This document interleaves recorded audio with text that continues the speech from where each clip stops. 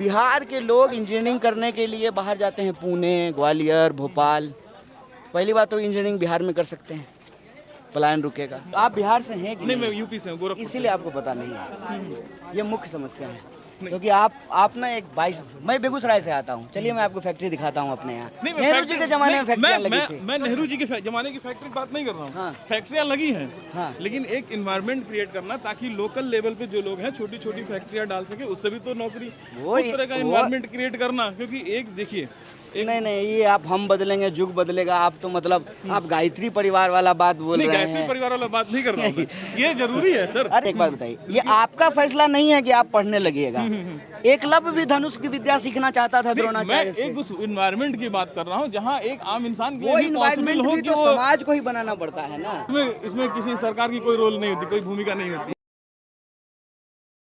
कन्हैया जी, देखिए, कोई पॉलिटिकल बात नहीं करेंगे, क्योंकि आप लोग अभी नौकरी और पलायन की बात कर रहे हैं। पलायन रोको, नौकरी दो, ठीक है।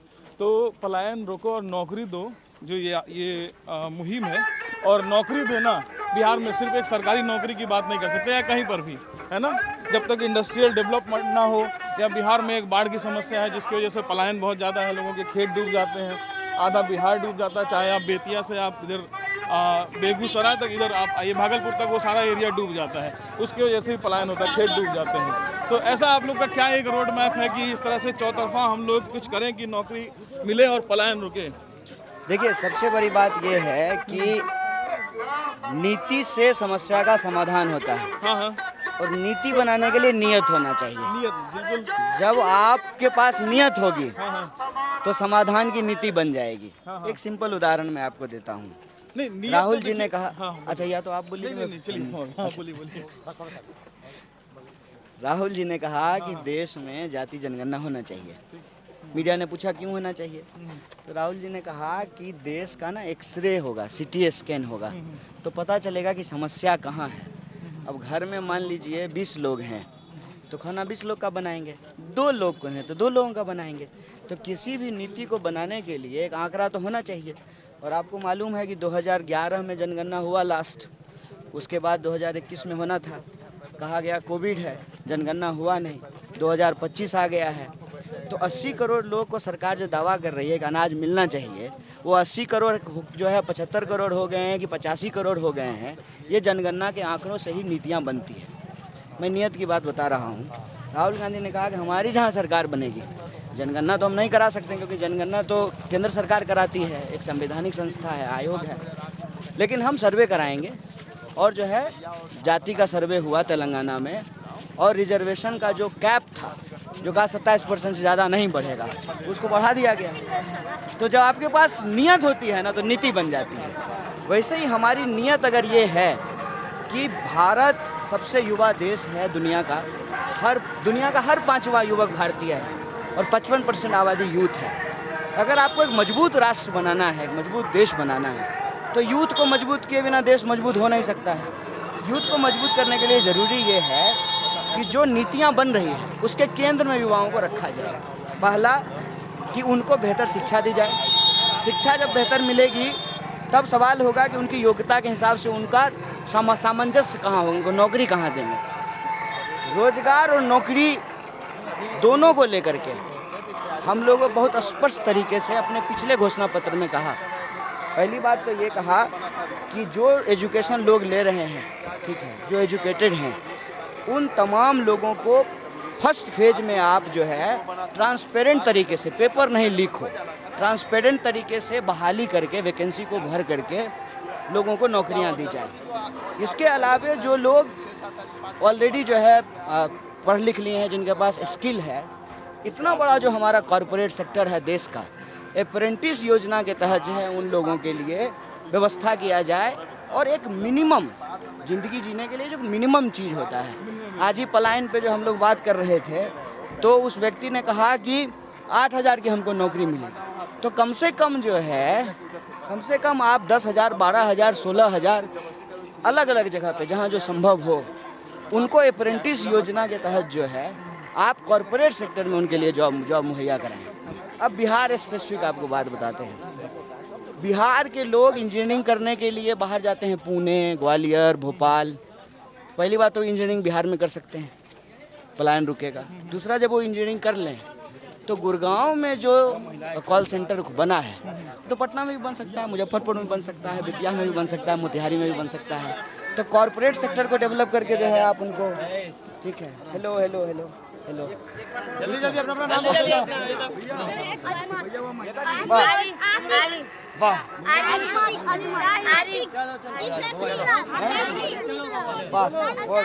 आकाश सुंदरम,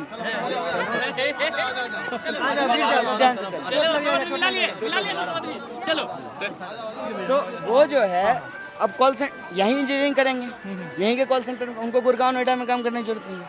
तीसरा जो आपने कहा, जो प्राकृतिक समस्याएं हैं जिसकी वजह से जो आपदा आती है, उसका भी प्रबंधन हो सकता है। उसका भी प्रबंधन हो सकता है कि आप पानी अगर आप इस्तेमाल करेंगे तो वो संसाधन है, अगर आप इस्तेमाल नहीं करेंगे तो वो संसाधन नहीं है। तो उसका प्रबंधन जब आप करेंगे तो वो पानी जो है ना, वो पानी कोई ख़राब चीज़ नहीं है। पानी जो है, हेलो हेलो हेलो हेलो, क्या नाम है? मेघा। मेघा नाम है। चलिए, बहुत अच्छा लगा। हम आपके गांव से यात्रा लेके गुजर रहे हैं। हमारी मांग है कि सबको नौकरी मिले। अच्छी है। हाँ, ठीक है। तो भैया इनको इधर से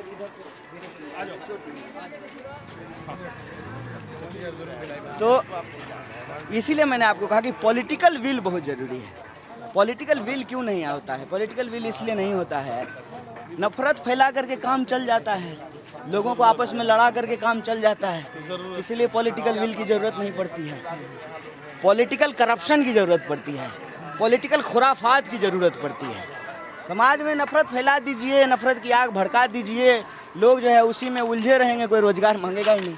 इसीलिए आप देखिएगा कि आज जब सरकारें नौकरियां देने में विफल है, अच्छी स्कूल और अस्पताल की व्यवस्था करने में विफल हैं, इसीलिए जो है जानबूझ करके दिन रात भड़काऊ बात की जाती है, लोगों को आपस में लड़ाया जाता है ताकि कोई रोज़गार मांगे ही नहीं। इसीलिए हमारी कोशिश ये है कि जो प्रभावित वर्ग है, आपको भले फ़र्क नहीं पड़ेगा अगर आपके पास रोज़गार है तो, लेकिन जो आगे आगे चल रहा है ना, उसके आंसू असली हैं। प्रधानमंत्री की तरह जो है वो नकली आंसू नहीं बहा रहा है, उसके आंसू असली हैं, क्योंकि उसका जीवन प्रभावित हुआ है। उसके जीवन का 4 साल चला गया इसमें। जब दौड़ रहा था तो इस उम्मीद में कि नौकरी मिलेगी, और भर्ती प्रक्रिया पूरी हो गई और नौकरी नहीं मिली, तो प्रभावित वर्ग है। वो जो लड़ रहा है वो जीवन मरण की लड़ाई लड़ रहा है। तो जो प्रभावित वर्ग है वो जब कोई चीज़ का नेतृत्व करेगा तो उसमें एक ईमानदारी होगी, सच्चाई होगा। ईमानदारी और सच्चाई होने की वजह से उस आंदोलन में एक असर होगा, एक ताकत होगा। और जैसे कांग्रेस पार्टी आज देश को आज़ाद कराने वाले जो लोग थे उनके लिए एक मंच बनाई, उसी तरीके से NSY यूथ कांग्रेस जो है, जो प्रभावित युवा वर्ग है उसके लिए एक मंच बनाए, वो आगे से लीड करें, हम उनके पीछे पीछे चलें। और यह ताकत जब मिलेगी तो राजनीति का विमर्श बदलेगा। जब राजनीति का विमर्श बदलेगा तो फिर पॉलिटिकल पार्टियां जो है पॉलिटिकल विल भी शो करेगी, और नौकरी का सवाल, रोजगार का सवाल, पलायन का सवाल, वो बिहार की राजनीति के केंद्र में आएगा। ये हमारी कोशिश है, ये हमारा रोड मैप है। बहुत अच्छा है कि मतलब मुद्दा जो उठा है, ये मुद्दा पहले उठना चाहिए। आप लोगों ने इतने जोर से उठाया, ठीक है, लेकिन आपने बात किया है कि कॉर्पोरेट में अप्रेंटिस के द्वारा कॉर्पोरेट में हम देंगे। आप एक बार हमारे वेबसाइट को विजिट कीजिए, ठीक है ना? अप्रेंटिस योजना का जो है, हेलो, क्या नाम है? हाँ? ओ हमने विजिट किया है। हाँ। एक बार मैं सवाल पूरा कर लूं। देखिए, जैसे उसमें हमने एक नौकरी की बात कर ली, जो सरकारी नौकरी, एक प्राकृतिक आपदा से जो पलायन होता है वो भी बिहार में मुद्दा है। एक है यहाँ भ्रष्टाचार, जिसकी वजह से कोई इंडस्ट्रियल डेवलपमेंट इतना पॉसिबल नहीं है, क्योंकि बिना कहीं कुछ दिए, ऊपर से अंडर टेबल दिए, कोई यहाँ पर ना इंडस्ट्रीज लग सकती है, ना कोई लगने देता है। ये इस पे भी काम करना होगा कि नहीं करना होगा आप लोगों को? नहीं, ये कोई मतलब ये आप कोई असंभव बात बोल रहे हैं, आप ऐसा बोल रहे हैं जैसे असंभव है। नहीं, बिहार में फैक्ट्रियां नहीं लगी। नहीं, बिल्कुल लगी है। कब लगी? लेकिन यहाँ से पलायन भी होता है, यहाँ से लोग जा करके बाहर फैक्ट्रियां मैं कह रहा हूँ कि कब लगी बिहार में फैक्ट्री, कब लगी? फैक्ट्रियां लगी है बिहार इसी में। धरती पर लगी ना, अभी भी लगती है। पॉलिटिकल पार्टी ही लगाई। हाँ बिल्कुल, अभी नहीं, मैं पॉलिटिकल, देखिए हर चीज पॉलिटिकल पार्टी नहीं कर, एक एनवायरनमेंट बनाना भी एक पॉलिटिकल पार्टी की जिम्मेदारी है, जो सत्ता में उसकी जिम्मेदारी है कि ऐसा एनवायरनमेंट क्रिएट करे। कांग्रेस की कि सरकार लोग थी, जैसे यहाँ पर देखिए मखाना का काम होता है। मैं बेगूसराय से आप बिहार से हैं कि नहीं? मैं यूपी से हूँ, गोरखपुर। इसीलिए आपको पता नहीं है। ये मुख्य समस्या है।